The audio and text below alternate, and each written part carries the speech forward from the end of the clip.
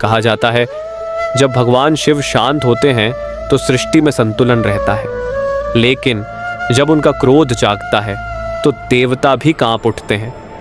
कैलाश पर्वत पर भगवान शिव गहरी तपस्या में लीन थे। चारों ओर शांति थी, हवाएं धीमे बह रही थीं और पूरा ब्रह्मांड जैसे थम सा गया था। लेकिन उसी समय एक ऐसी घटना हुई जिसने भगवान शिव के क्रोध को जगा दिया।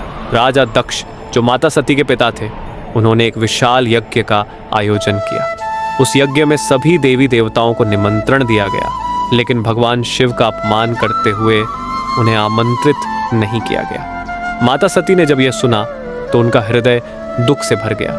उन्होंने शिव जी से कहा, स्वामी, मैं अपने पिता के घर जाना चाहती हूँ। शिव जी ने शांत स्वर में कहा, जहाँ अपमान हो वहाँ जाना उचित नहीं। लेकिन सती अपने पिता के सम्मान की आशा में चली गई। जब वे यज्ञ स्थल पहुंची तो वहां उनका और भगवान शिव का घोर अपमान हुआ। राजा दक्ष ने शिव जी को अपशब्द कहे।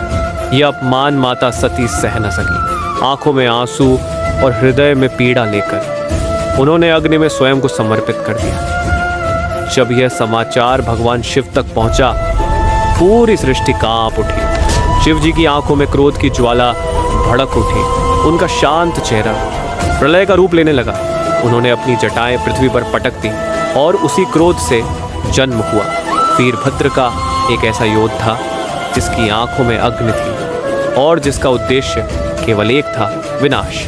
वीरभद्र तूफान की तरह यज्ञ स्थल पहुंचे। देवता भयभीत हो गए। यज्ञ मंडप टूटने लगा और राजा दक्ष का घमंड पल भर में चूर हो गया। कहा जाता है कि शिव जी का क्रोध इतना भयंकर था कि पूरी सृष्टि विनाश के करीब पहुंच गई थी। लेकिन फिर क्रोध के बीच भी भगवान शिव ने करुणा दिखाई।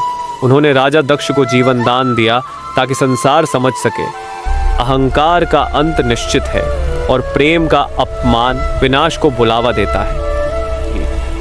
भगवान शिव केवल विनाश के देव नहीं बल्कि न्याय के प्रतीक हैं।